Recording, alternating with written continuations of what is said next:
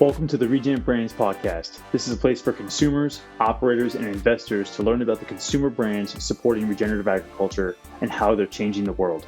This is your host, Kyle, joined by my co-host, AC, who's going to take us into the episode. On this episode, we have Adam Hiner and Maddie Hamann, who are the co-founders at PACHA.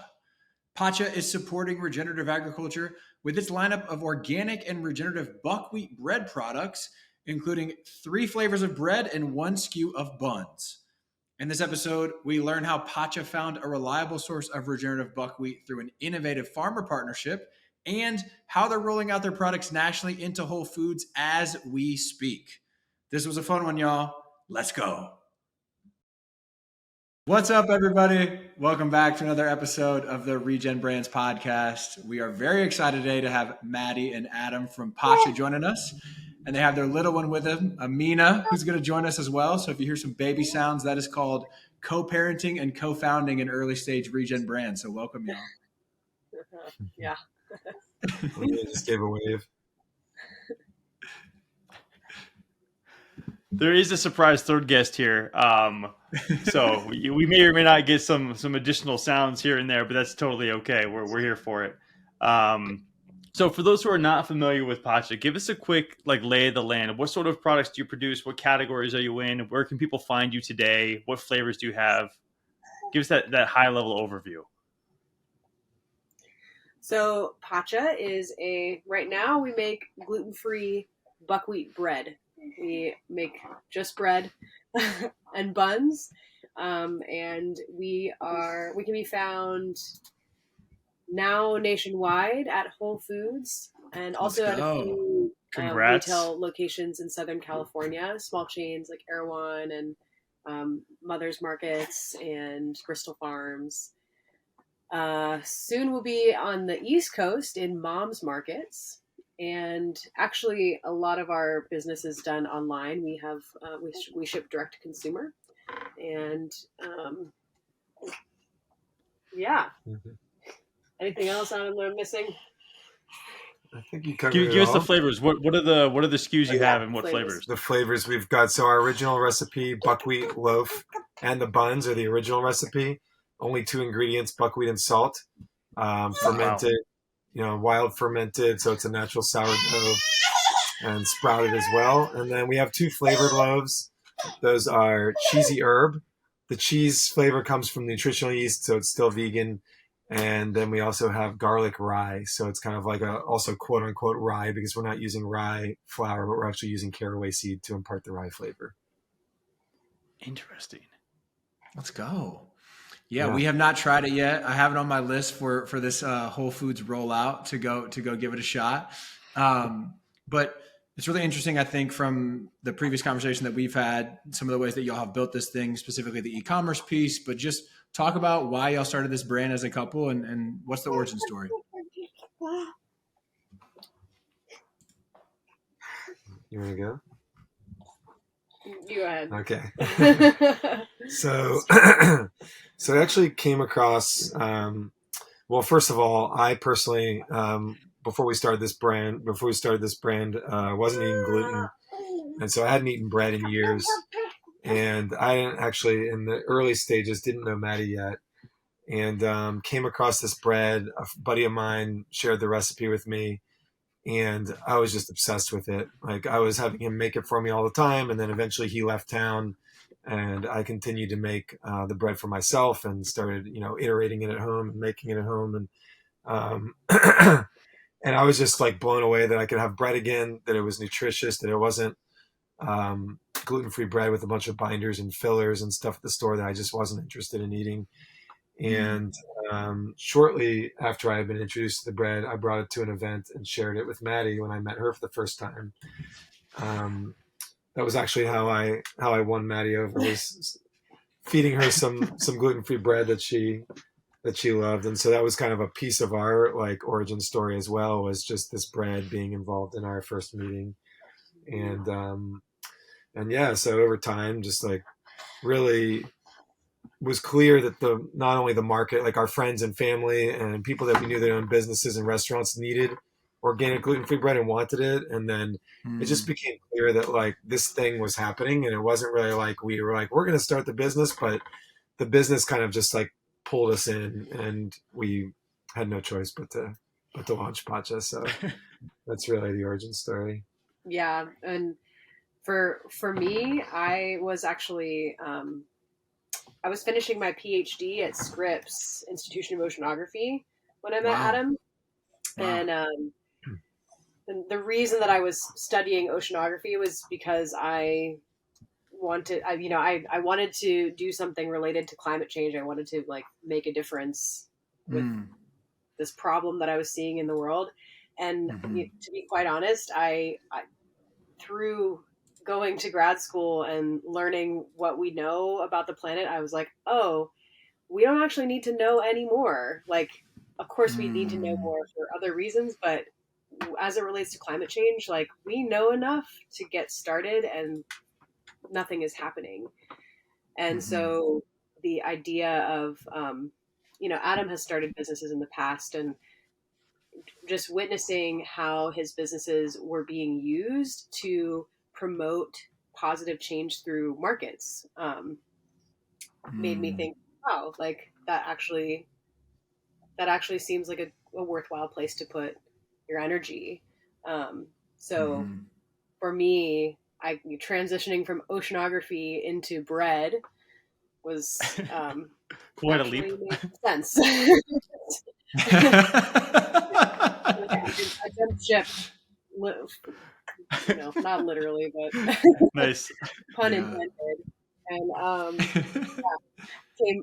came to the team shortly after Adam had gotten the ball rolling. I was like, okay, I want to do this. So I was going to say that it's a really interesting origin story. And what are the odds that the bread that Adam happens to be making is using buckwheat, which happens to be one of the most inherently regenerative and climate positive crops that we can grow in North America? It really feels like a stars aligned kind of moment there for the two of you. So I guess, actually, AC, I'm curious what you were going to ask.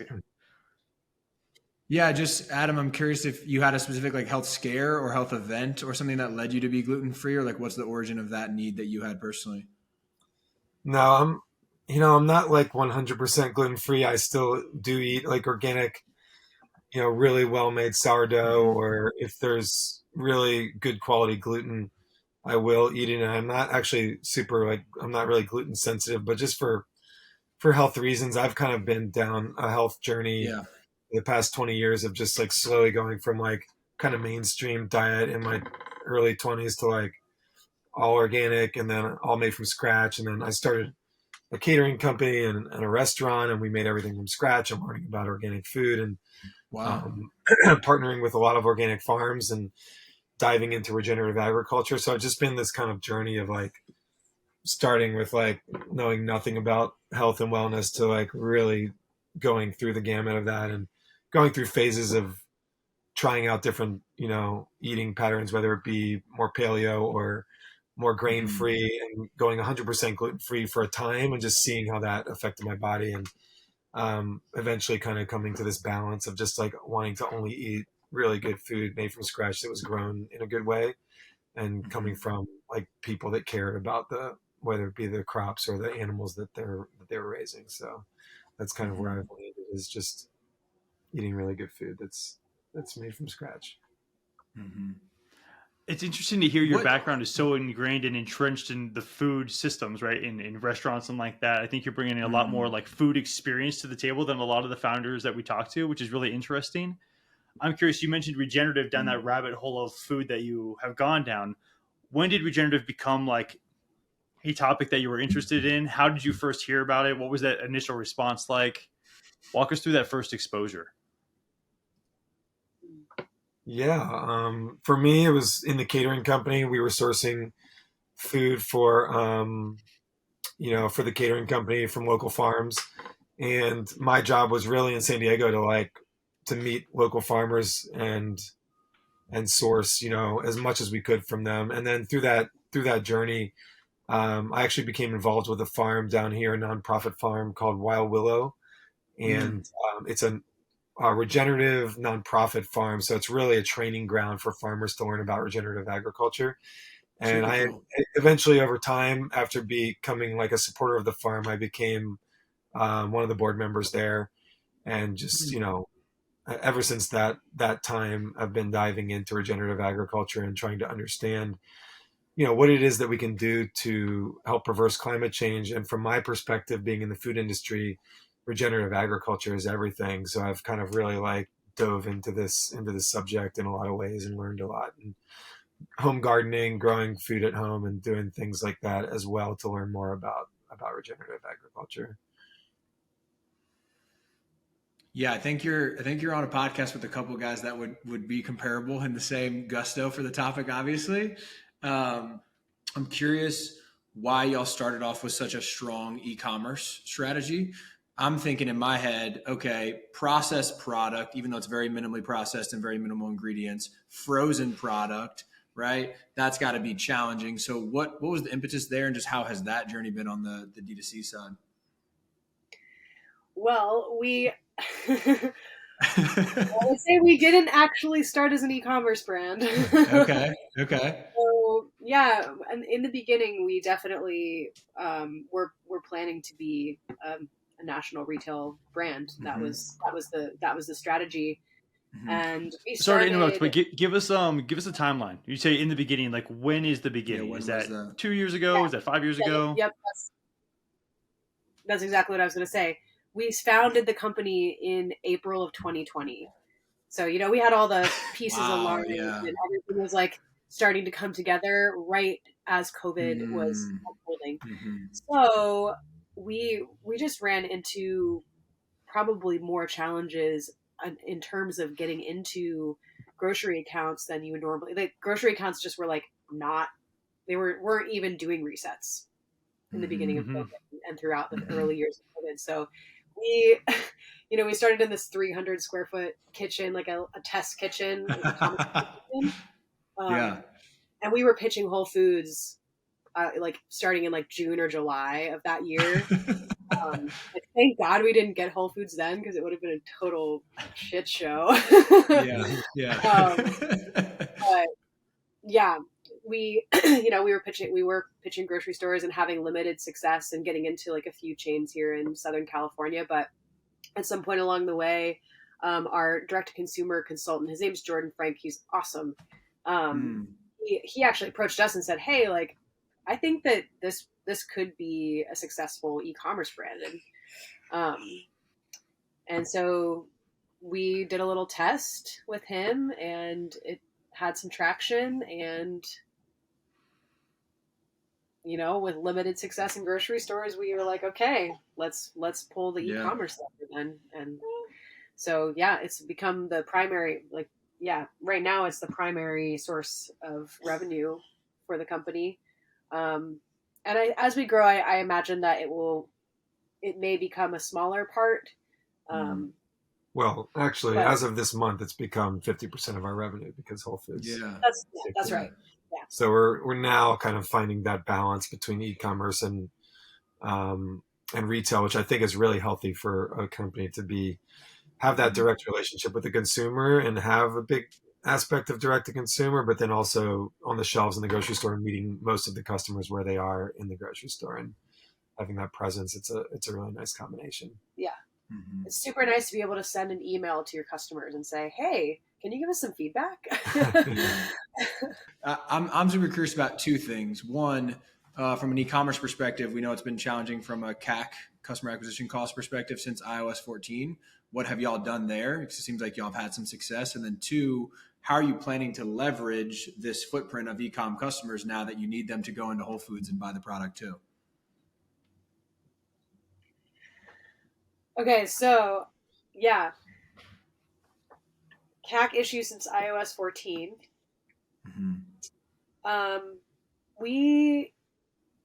iOS 14, remind me, that came in like 2022?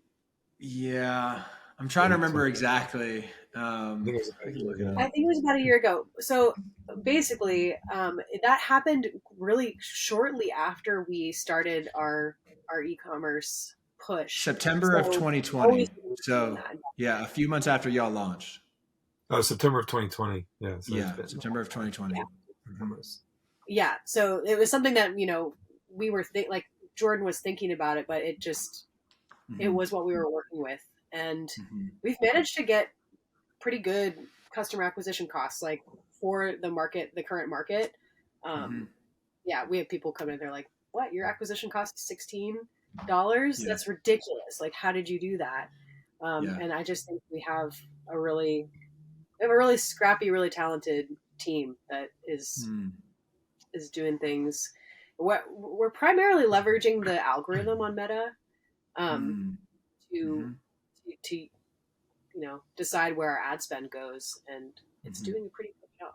And the product, I think, is just one that it's in high demand. People want gluten-free bread that doesn't have a lot of ingredients and binders and fillers, and we're the only organic gluten-free bread on the market. And so I think it's it's a very desirable product, and so people are seeing it and purchasing it more. So we have high conversion rates on the website. Yeah, super high conversion on the website.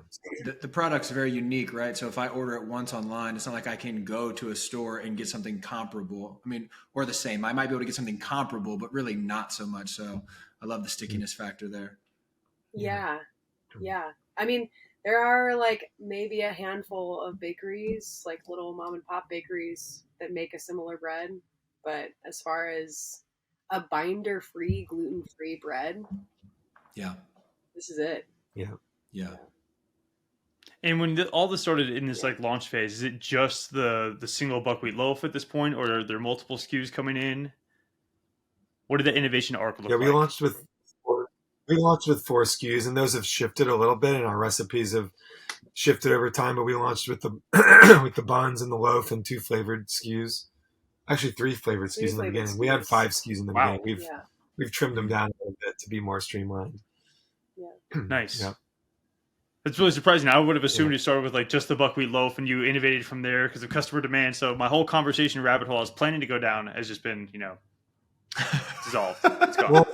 We were going to be pitching grocery stores right off the bat. It was like we knew that we needed to pitch at least 3 or 4 SKUs to be like have a shelf presence. Like grocery stores are like, oh, you have 1 SKU. That doesn't really like do much for the shelf. Smart. So we kind of knew if we were going to be pitching Whole Foods and things, like we wanted to be able to at least put 3 to 4 SKUs. And the grocery stores always say, tell us your top whatever, and then we're going to take the top 3 or so. So like we wanted to have like 4 or 5 so that like we could give them the option to trim down 1 or 2 and still have a good presence on the grocery store shelf. So coming from the background in consumer packaged goods that I have, I just had experienced that with my other brand. And also, starting with a foodie here, we thought that our primary SKU was going to be the cheesy herb because it was like, it was just this delicious, it has shifted somewhat since we began. We now no longer use sunflower or flax. And we also had like a larger variety of herbs in the bread. We've simplified it a lot, but it was just so tasty. We were like, oh my gosh, people are going to love this. And then actually what happened is we were making the cheesy herb into a bun, and our business partners who own it. So our business partners are actually a vegan cafe here in San Diego called Trilogy Sanctuary. Oh, nice. And we were making the buns for them, and they were just like, it's too much flavor. Like for a bun to have like such a strong flavor profile, it wasn't quite what they were looking for. So we actually innovated in the early stages to create a simpler simple buckwheat bread option, and then that became our number 1 SKU. And it also became kind of the inspiration for us to simplify the other recipes and make it about buckwheat, really. That's a really good segue into, I think, the next section of what we want to talk about, which I would call the buckwheat love section.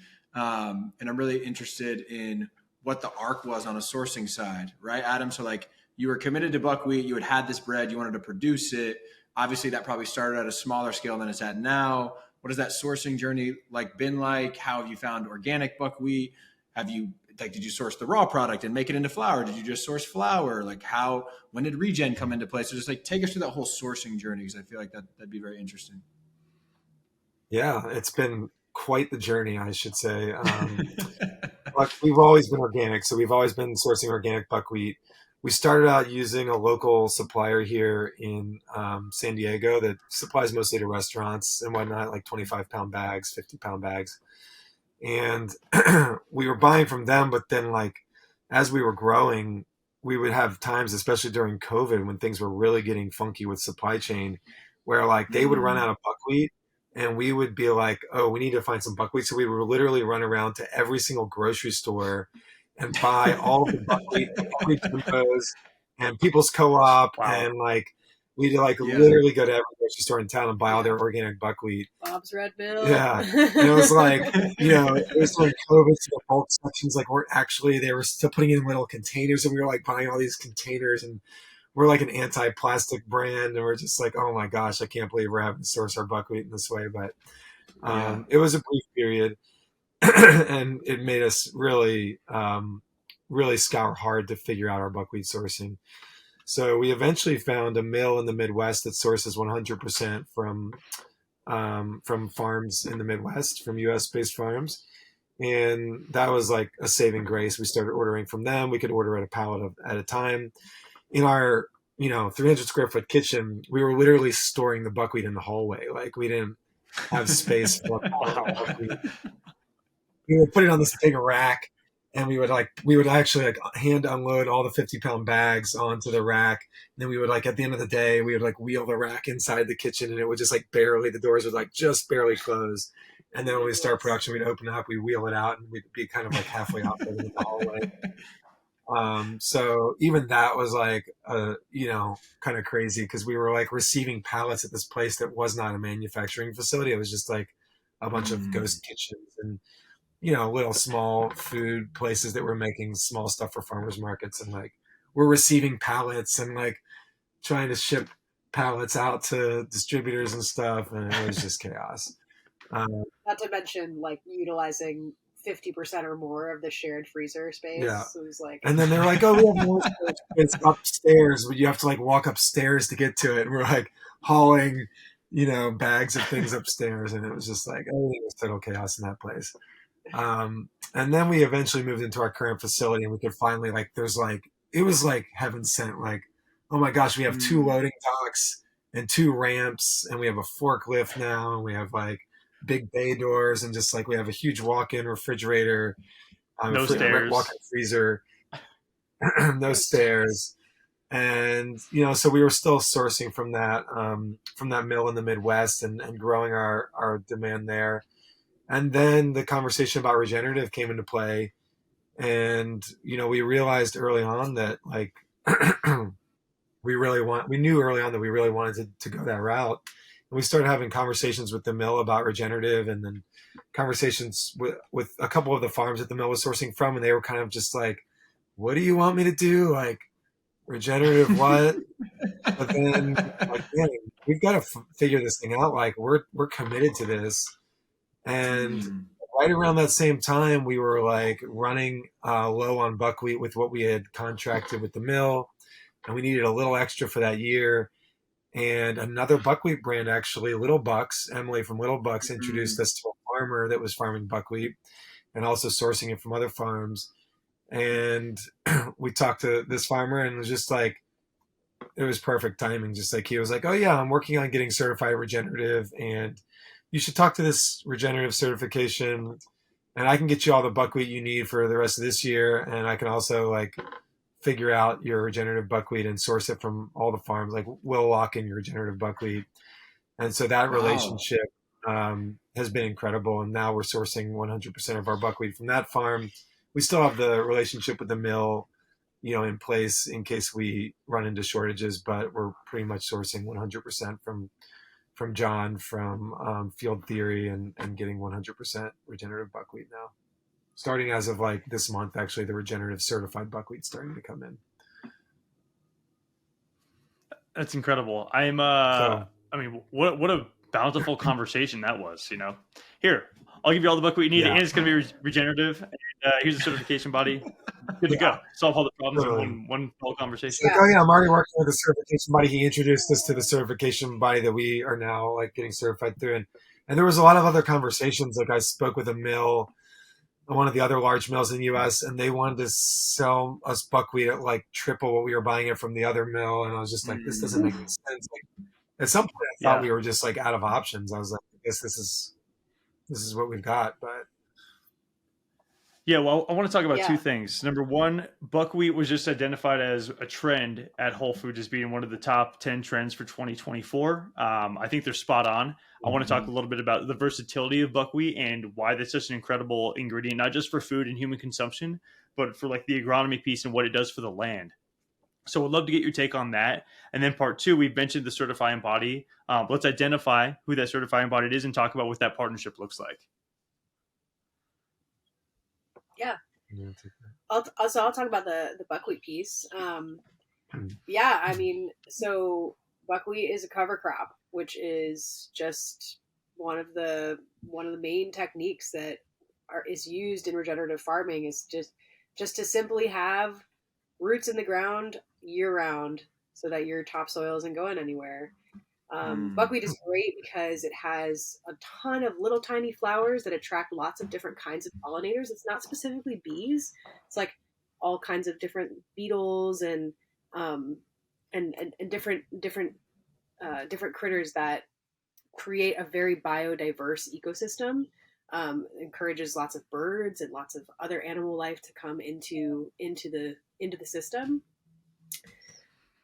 From the farming perspective, buckwheat is really awesome because it has a short grow cycle. And so very often buckwheat can be grown in between planting seasons or as an additional crop.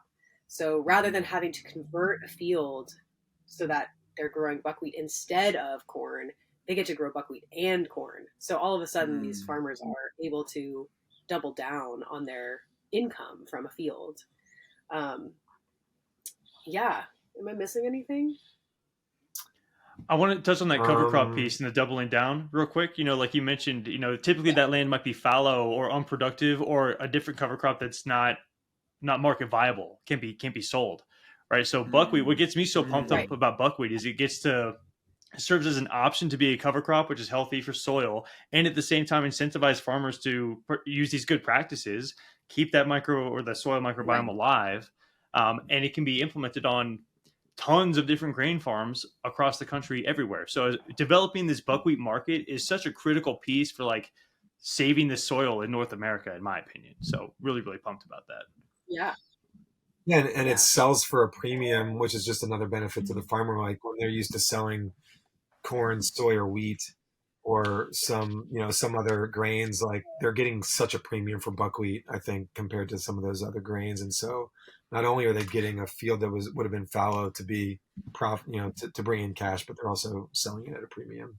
So yeah, and this kind of segues into the certifying body piece, but it also just John, the farmer that we're working with, is a total godsend, right? Like it is very rare for a farmer to just be like, I think this is the future and I care about regenerative agriculture and I want to do it because it's the right thing to do. And that's where he's at. But most farmers are like, man, I gotta make a buck. This is how I've done it for my entire life. This is how my dad did it. I've got all this equipment. You're telling me that you want me to stop using pesticides, start implementing these practices that may or may not be effective. So the buckwheat being something that's viable as an additional income source is a piece that like can be used to get people who frankly don't give a shit about regenerative agriculture to start converting, which is amazing. And there was one other little piece that's exactly what John has done though. So sourcing our buckwheat, like John went out and found 5 farms in addition to his own that weren't already growing buckwheat and convinced them to grow buckwheat buckwheat for us and secured 1,000 acres of regenerative buckwheat for us for this year, with a bunch of farmers that, were contacts of his, but they weren't already certified regenerative and they weren't already growing buckwheat. And so that's just like, I think, dream come true for us. Like, we're not just buying buckwheat that was already being grown regeneratively. We were like going to farms and finding farms that are not certified, getting them certified, and then, adding buckwheat to their crop rotation, which is awesome. Yeah. And I remembered. So it segues into the certifying body that we're working with is called the Soil Carbon Initiative. And they are actually not, so like we've got the regenerative organic certification, which is kind of like the gold star, the like highest ultimate regenerative. Soil Carbon Initiative is not just for organic farms. They will certify the 99% of farmland that is not, we still only have 1% of our farmland that's actually organic. And so this is kind of an interesting thing, right? Because there's definitely a conversation about regenerative being a buzzword. But this certifying body is doing some really good science-based work to look at soil health. So they are measuring the soil carbon. Do you remember the actual metrics? There's like 7 or 8 of them. I don't know. That's information we could get for you later, but they're measuring several different metrics over time and working with farmers in several pillars. Basically, they have like 7 regenerative pillars that farmers can start working in, including like, retaining water and diversifying crops and removing composting, like removing pesticides. Farmers can start doing things and they don't have to be doing everything right at the beginning in order to be making progress towards certification. Yeah. So they're kind of like removing that barrier to entry for the 99% of farmers to convert to regenerative practices.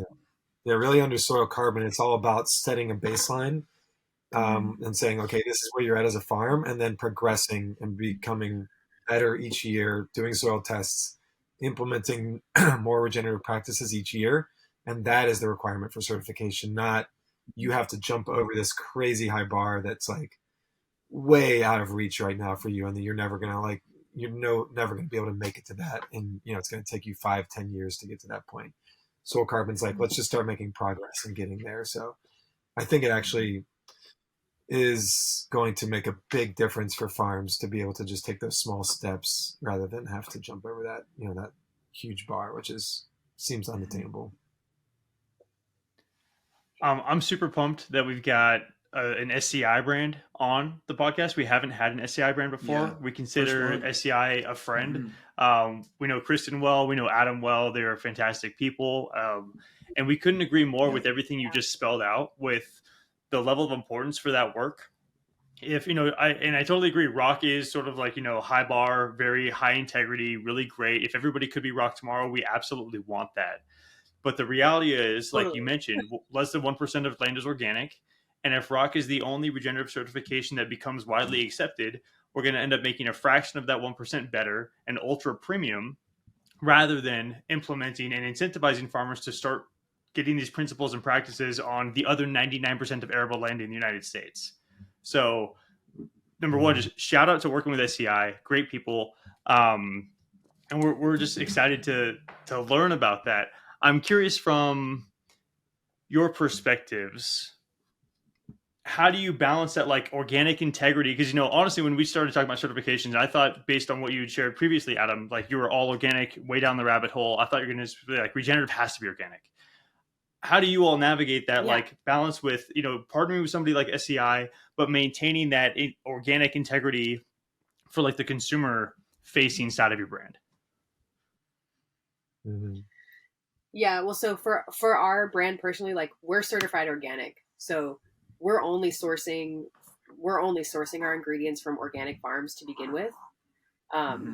So we have that organic certification piece in place already. That does limit us as to like who we can work with. But the piece of like SCI being able and willing to work with all of the other farmers, it doesn't necessarily like relate to our brand specifically, but the fact that we're working with them and, you know, helping them to continue this work. I also should say, like, many farmers don't farm 100% organic. Like most farmers have a mix, or organic farmers have a mix of fields. Some are organic certified and some are not. And so, you know, we can have a touch point with farmers who have organic fields and get them farming our organic regenerative buckwheat. And then who knows, that might leak into some of their other fields as well, hopefully. Yeah. Right. Organic is the gateway drug or the gateway crop. Yeah. Yeah, you totally bring up a good point. And I actually struggled with that when I first learned about it with SCI. Just internally, I was like, oh, wait, so you'll certify like a Monsanto farm that just says they're going to start doing better. And they're like, well, there's, you know, there is some minimum things, like they have to be working towards like, you know, 4 of these 5 pillars and everything. And so and after sitting with it a while, I just realized like that, yeah, I kind of wanted that, that perfect situation where we're getting like buckwheat from the most regenerative farm in the world and it's like rock certified. But I just realized after speaking with the SCI folks long enough and understanding what they were doing, that it was really something that will move the needle so much farther to allow everyone into the fold, but like allow them into the fold if they're ready to like actually make improvements. It's not like they're just, the soil carbon folks like know their soil science really well, and they are actually doing soil testing and like making sure that there's progression. So I have full faith that like they're not allowing farms to get certified that are not doing the work. And so yeah, I'm really glad that we took that leap and that we are where we are right now, because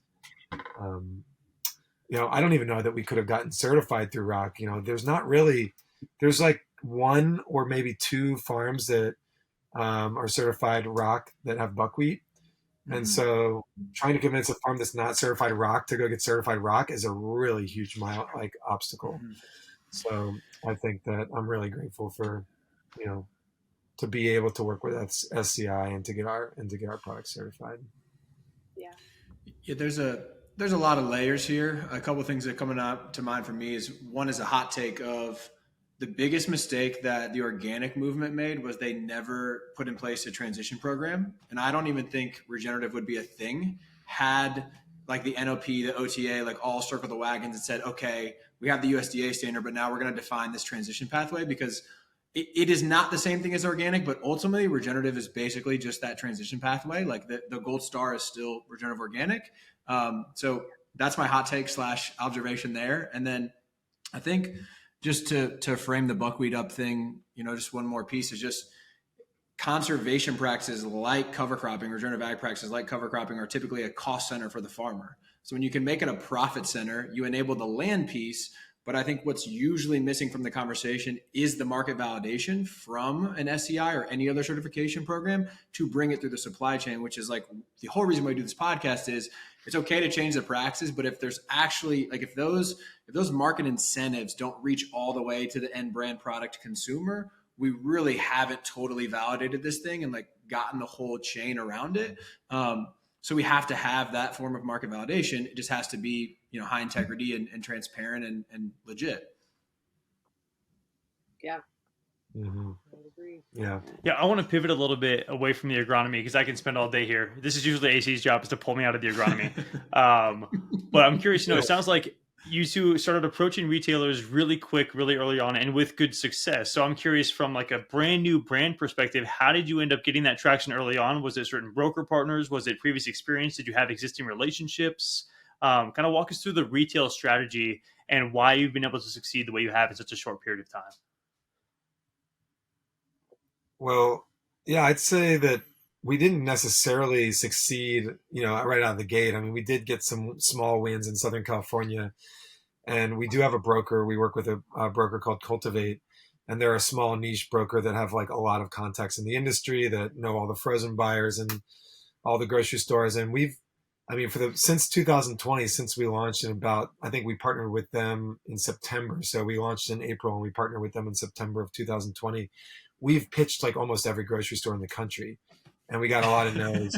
And and I know that's part of the game. It's just like, okay, you pitch them, they say no, they don't say why, they give you zero feedback, and then you pitch again the next year. And at some point along the pathway, we were just kind of like, what's wrong? Like, everyone loves our bread that's eating it. We're doing really well with like direct to consumer, but like for some reason these grocery store buyers are saying no, and they're not giving us any feedback.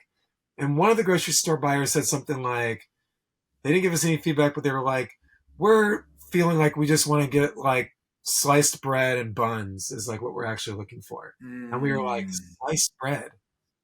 We kind of always knew that we needed to start slicing our bread, but it was like such a big hurdle. Like we have to buy slicing equipment and like figure this whole thing out. So then we decided, like, okay, this is what we're going to do. We're going to pitch Whole Foods and Sprouts, and we're going to send them sliced bread. I'm going to hand slice it meticulously so it looks like it went through a professional slicing machine. And so I sent them like perfectly sliced bread, probably better than the slicing machine. Yeah, was, definitely honestly. better. I had my Shun bread knife, and we sent them sliced. If they say yes, we have to figure out how to slice our bread before the launch. Like this is going to be figure out. So we sent Whole Foods global buyer sliced bread, and they said yes, and that was like the first big win that we've actually had in retail. And it just like, it makes sense. Like our bread's in the frozen section and it's not sliced. Like no one wants to buy a frozen brick of bread. They're like, what do we do with this? They're like, do I need to bake this? Do I take it, or do I take it home and defrost it? Then do I slice it? Then do I put it back in the freezer, or does it go in the fridge? Or like, it's a confusing offering for retail. So it was just like, it took us a little bit to really commit to that and understand like this is what we need. And I think it's going to really improve our direct to consumer business as well. Like, I think people buy it oftentimes and they get it home and they're just like, oh, like I've never sliced anything before. Like people, they're not chefs. Like we can't just assume everyone knows how to slice a loaf of bread. And so. I will say it is excessively convenient to just be able to go into your freezer and pull out a piece of bread and pop it in your toaster and not have to pull out your cutting board and knife. Like you would be amazed that would like we live with a guy who's like not much of a cook really. We should say we live with our co-founders that own the vegan cafe. So but still, when you have sliced bread, his identity here. Their bread consumption has gone up way, like skyrocketed since we've brought home sliced bread. Like it's a big difference. So it's we have like any partial loaves that slice, they just die in the fridge. Like. Right. I'm literally laughing so hard that we're spending this much time on sliced bread just because of the colloquial phrase of like, the best things on sliced bread. Number one. Number two, Adam, you made a statement that we can't just assume that everybody can slice bread. Which if we live in a time when that's true, I don't know how I feel about the trajectory for humanity. Like if we're gonna make it. We've gotten so many emails. They're just like, how do I slice it? And I'm just like, what's your question exactly? Like what knife do I use? And I'm like, oh man, okay. It is a great example though of when you're an emerging brand, a lot of people think only about velocity in terms of driving off shelf, and you have to also increase consumption. And I'm going to give myself a little bit of credit because the first call I had with y'all, I was like, are y'all going to start slicing the bread when you go to retail? I feel like y'all should slice the bread. And you were like, yeah. So gold star for me for asking that question. And I'm proud of myself. But it is something like stupid simple that really affects like how fast it moves through someone's kitchen or their freezer. And then they're going to buy another loaf, which all the brands that are at y'all's stage like really need to be cognizant of that. So I think it's actually like really important to talk about. Yeah. For sure. I also want to talk about oh, sorry. I'm going to keep going. There's some preconceived notions around frozen gluten-free bread. Sorry, I just got to keep rolling before it lags again. But kind of describe like what does the texture feel like? What does the taste feel like compared to a regular bread? Just so our consumers can better understand, like, is this a bread that I want to consume? Yeah. So it's definitely not like a traditional fluffy white bread. It's a bit denser. The buckwheat has kind of a nutty flavor. We have had some people say that they don't like it, but I think they're crazy. It's delicious. Very few people, but it has happened. Probably people who only Yeah, ate and Wonder Bread, right? They don't like it. yeah, or like they're expecting to get a white bread replacement, and then they get something that's not quite white bread replacement. I would also say like our bread, the shape of our slices is not the square sandwich bread. It's not the Wonder Bread shape. Because it is such a dense batter, we cook it in. We have to cook it in a different way. So you end up getting slices that are much better for like an open faced toast kind of situation. My favorite way to eat it is with butter. Love that. Yeah, and our buns really, that's why we came out with the buns, was to like fulfill that kind of sandwich, or burger situation. If we were to make our bread the size of a normal loaf of bread, like in volume size, it would be like 3 pounds. Like our bread loaf in the size that it's already in right now, it's like 1.35 pounds, for the finished loaf. So it's more, it weighs more than most loaves out there on the market. So you're getting actually like kind of more bang for the buck with the weight, but it's just, it's a more dense bread.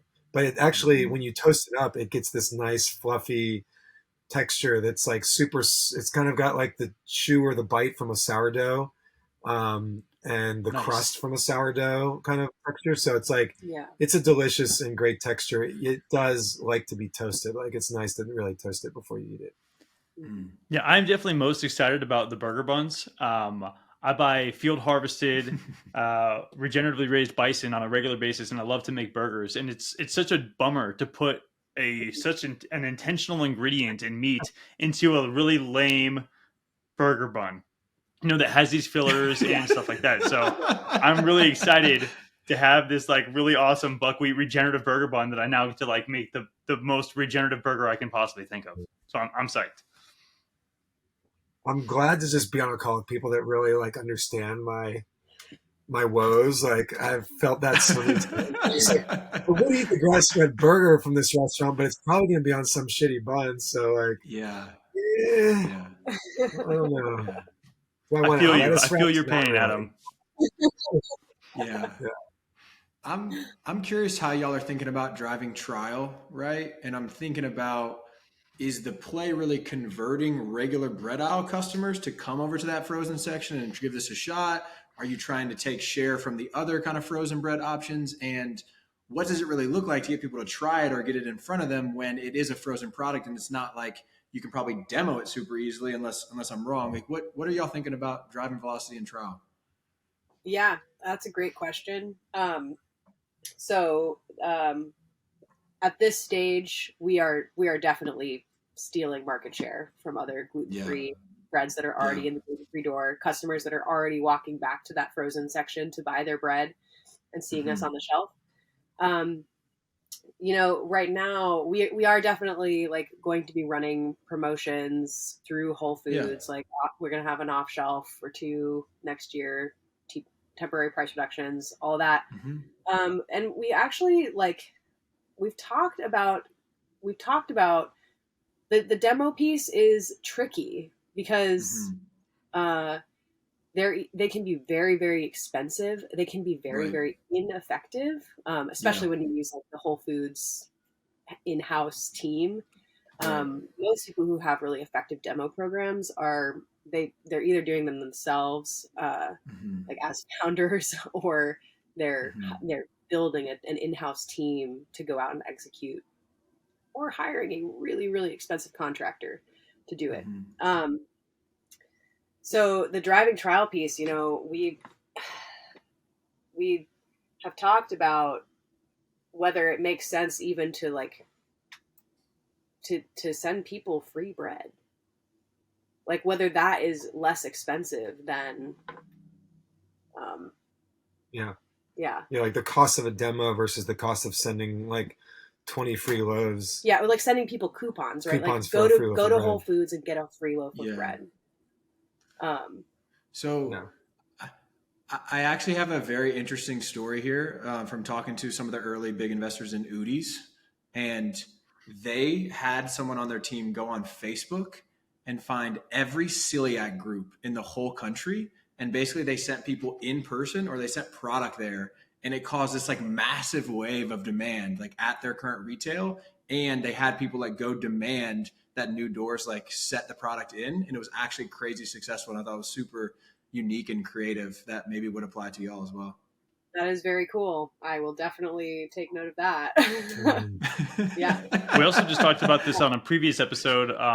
We call it the customer interception, where if you have a VIP coupon or something, I don't know if Cultivate the broker has like a field team or not, but if you can arm those individuals in store and just have them kind of hang out near the frozen bread aisle, somebody shopping a competitor and be like, hey, try one of these for free. Also compare them side by side. That's a way to meet your exact customer demographic. And to your point, from like a customer acquisition perspective, super, super low, very, very targeted, likely repeat trial. Like another way you can possibly Right. get, your bread in some new homes. Yeah. From a credible source, because it's a fellow consumer that like has tried multiple options too. I love that. Yeah, like demos, to your point, they can be very effective. Like Maddie and I used to do demos, for a time. We were doing some local demos, and one of the demos, I think we sold like 35 loaves of bread. Like, wow, this is so great. But like, the demo effectiveness as you move farther from the company, the founders, to the employees, to like non-employees, to like, the Whole Foods ladies, which are the same as the Costco ladies, like, right. They're not talking about the brand. They're talking about the brand. They might not toast it properly. Like it's going to be a bad experience most likely. So, we're as a new brand going into grocery, we're kind of all in the same boat. Like I talk to other brands all the time, and everyone's trying to figure that piece out. Is like, how do we drive trial? And the best way that everyone knows is to do price reductions. But I think some of these guerrilla tactics, like getting our bread into people's hands, just in any way possible, whether that's through some kind of events that we send bread to. We just sent our bread to like a health freedom event out in Texas, Nice. Just like all the different events that are going on that have like-minded customers, like getting our bread into their hands and just having people try it in different various ways. I think it's a lot more effective to have someone try bread like at an event where they're more social and kind of like more open to trying new things than when they're like grocery shopping and running their errands, and then there's some person trying to like force them to taste something. It's a little bit more obtrusive. So I think we can be more effective by being more like guerrilla with our tactics, like Facebook groups. Facebook group. Mhm. Yeah, and also, on that guerrilla marketing tactics note, we raised funds through WeFunder this year, so we've got like a small army of people who are invested in the company. That's awesome. Which is something we would also love to leverage. Maybe we send each of them 20 coupons, like distribute these to people. Go to Whole Foods and pass these out to people that are at the bread, doing these kind of like guerrilla tactics. Well, and people love to share what they love. So to your point, like if you can leverage that super engaged community who feels passionate about your bread, like I personally, like I buy regenerative stuff to bring to people's houses all the time. Like try this food. It's so amazing, So the fact that you have that existing community already established is huge. And I think you absolutely should try to leverage that, because there's no more trusted person like a demo rep trying to sell something versus like somebody else who's shopping. Like that's the trusted, like people are going to listen to that individual. Totally. I feel like we've been talking about this Whole Foods launch a lot, but let's tie a bow on that for anybody that wants to try the bread. When is it going to be in there? What regions is it going to be in? What are the SKUs that is going to be in? Like, let's just put a bow on that for people that want to find and actually try the product. Yeah. It's in every Whole Foods in the country, every region. So we went through global. You're going to find the buckwheat loaf and the buckwheat buns in every single store in the country. And then you're going to find the cheesy herb in like 300 out of the 465 stores. So you're going to find 3 SKUs in most stores. Nice. And it's in over 200 stores at this point. The resets are in process of happening right now. So I think by the end of next week, we're hoping that the resets should be done and you should be able to find it in every Whole Foods in the country. Yeah. Woo. Woo. Let's go. That's awesome. Yeah. So it's huge. We're excited. I'm logging onto the Whole Foods portal and looking at the data every day, just being did something change? And I'm okay. I used to do it with the kombucha brand that I launched. We would get data in, and every day I'd be checking the data. So at some point, we'll back off and I'll check weekly. But Amina's fired up for the Whole Foods launch too. She's ready to roll.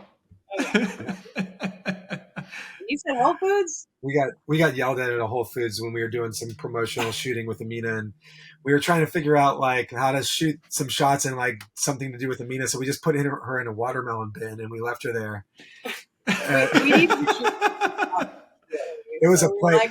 Yeah, playpen. Yeah, it was a play. It was a perfect playpen, big watermelon bin that was mostly used. So there was only a few watermelons in the bottom. We just kind of stuck her in the bin. And we were right there, but we were shooting something, and a Whole Foods employee came out and found her in the watermelon bin. It was just and started to take her inside, and picked her up and was just whose baby is this? And we were just that's our baby. They were you can't leave her in the watermelon bin. We were well, we're right. I would have loved to have seen that. Free childcare. Yeah. Right.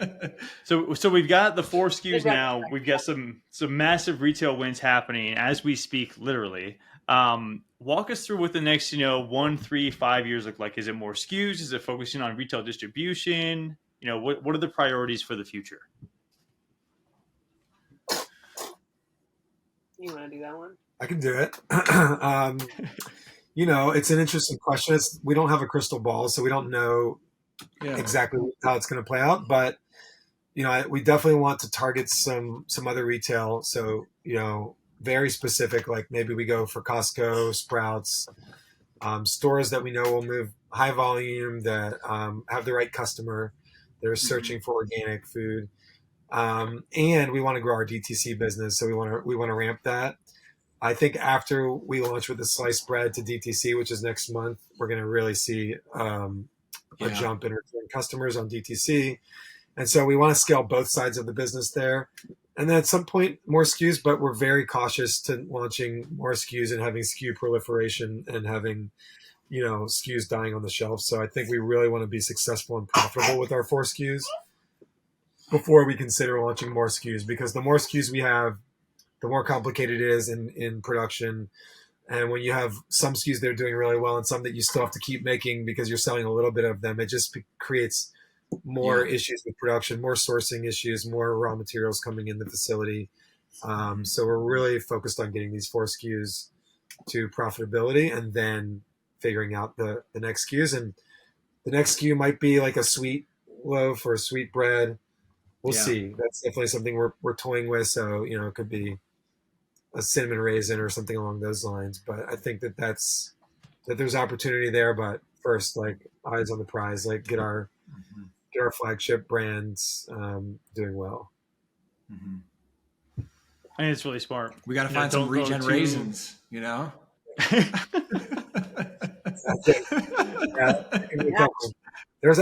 are regenerative grapes out there. So we just go to the wine industry and be all the grapes that you didn't harvest, just buy grapes off the vine and we'll make bread with it.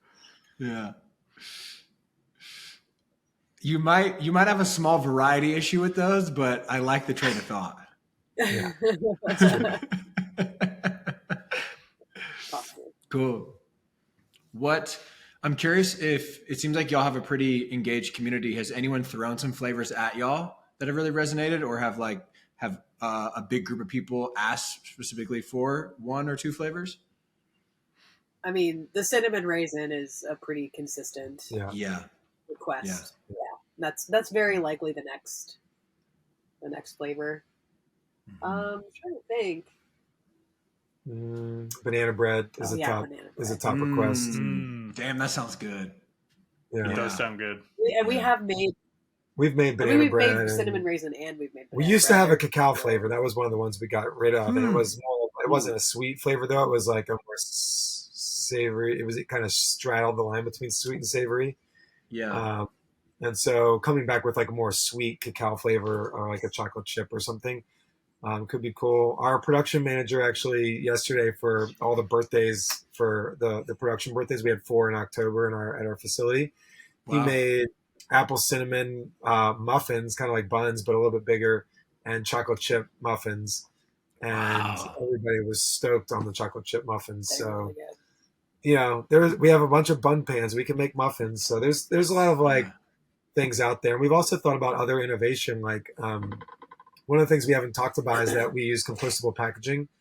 And so one of our thought processes is like, okay, if we're going to hang our hat on buckwheat, where can we take buckwheat and innovate in different aisles and also get rid of plastic packaging, go to 100% compostable packaging in different places like cereal or crackers or whatever the case may be. So we've got our eyes on some of those ideas too. Yeah, sorry. Potential for like a par-baked kind of a product. That's probably not. Yeah, so like that's probably not the highest velocity department, but if you can imagine like a really amazing par-baked garlic bread, it's got those like dirty garlic bread that you used to get when you were a kid, and you throw it in the oven, and it's like really tasty, but having like a regenerative gluten-free buckwheat version of that, it's like a pull apart. I don't know, we'll see if that happens, but I'm excited about it if it does. Right. So AC, par baked is like a half baked bread that you take home when you finish the bake at home. I used to sell Dr. Shar in Australia, and they had some par baked SKUs that actually flew off the shelves. That blew my mind at the velocity on those, which is weird. However, I got to call you two out. If you can't expect people to slice their own bread, I don't know how you can expect them to bake their own bread. So seems a little risky to me. It's not get a high velocity, but for the chefs, at home, like it's probably going to do well. Also, like I feel like when I innovate, at least where my mind comes from is like, what problems do I want to solve for myself? And so, like I personally don't buy anything with plastic packaging, or avoid almost like 99% of it. So I'm like, okay, well, I don't eat crackers anymore, and I don't eat cereal anymore because like it all comes in plastic packaging. So I'm like, okay, what else can I solve? Like what other issues can I solve for myself? And then we can innovate around that and see if other people agree. Yeah. The super like nerdy innovation question for me on the bread is you also have to be thinking about what people are going to put on it, because I'm sure it's very rare that they're just going to take it out of the freezer and toast it and just eat it plain. And so that also would affect what kind of flavor you want. Like, are they putting butter on it? Are they putting jelly on it? Are they putting avocado on it? Like, so it'd be so interesting to sit in y'all's shoes and like try and predict that, because I'm sure there's not like reliable data out there for that, We just eat the bread every day, so we're like our first. We share it with friends and family all the time, and we do get a lot of feedback from customers that post, on Instagram of like what they're doing with the bread as well. Yeah. But and we've thought about making condiments as well. We've thought about dips and condiments that would go with the bread. So, Adam is he's from Richmond, Virginia, but his family is from rural Virginia, and we started making apple butter. The way that they make it down home is with a bunch of sugar, like so much sugar. It's crazy. Yeah. And you don't really need sugar in apple butter. It's delicious without it. So we started making apple butter with this kind of like slightly different process and without sugar. And that's, it's not the obvious direction, because it would require different equipment and probably a different facility, like just with how much or how little space we have to expand in our current location. But yeah, that would be a good way to go. And also thinking about things that can be like add-on items onto an e-commerce order is a really really strong e-commerce tactic. Like, how do we get the average order value up by providing something a little different that's like $6? That makes a lot of sense. I meant to ask this a lot earlier. Why the name PACHA?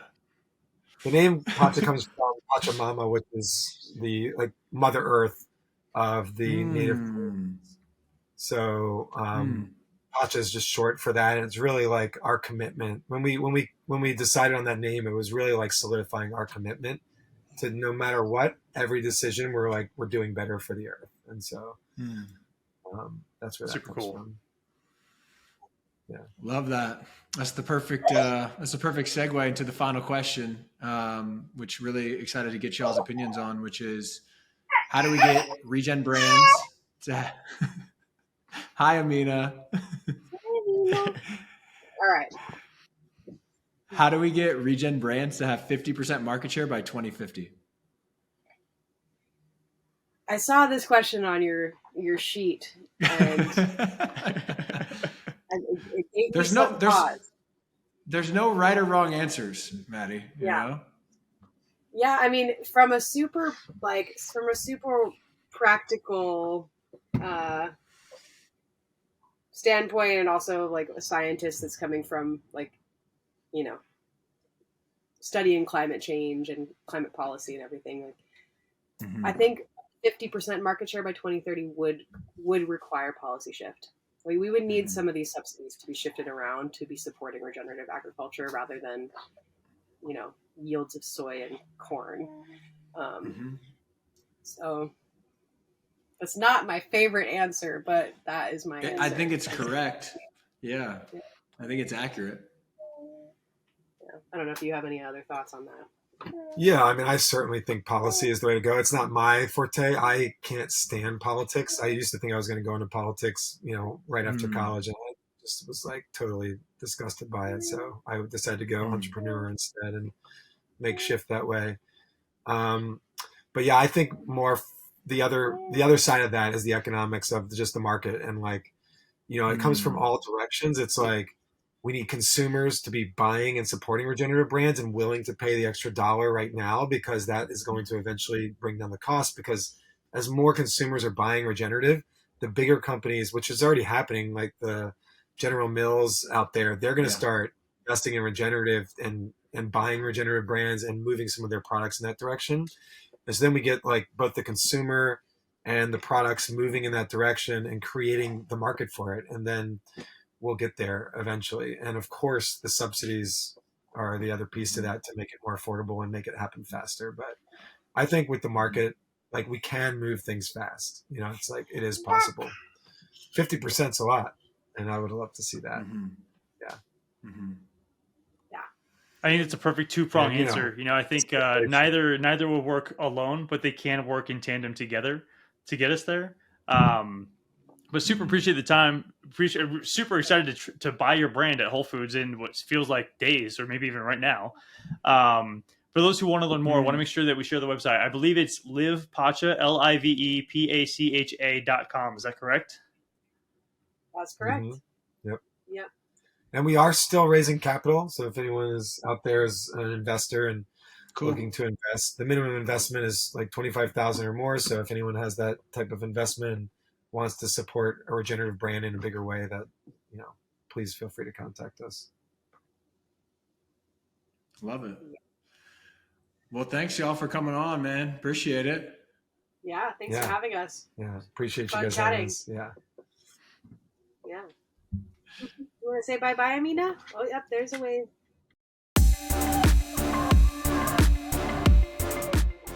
For show notes and more information on our guests and what we discuss on the show, check out our website, regen-brands.com. That is regen-brands.com. You can also check out our YouTube channel, Regen Brands Podcast, for all of our episodes with both video and audio. The best way to support our work is to give us a 5-star rating on your favorite podcast platform and subscribe to future episodes. Thanks so much for tuning in to the Regen Brands Podcast, brought to you by the Regen Coalition and Outlaw Ventures. We hope you learned something new in this episode, and it empowers you to use your voice, your time, and your dollars to help us build a better and more regenerative food system. Love you guys.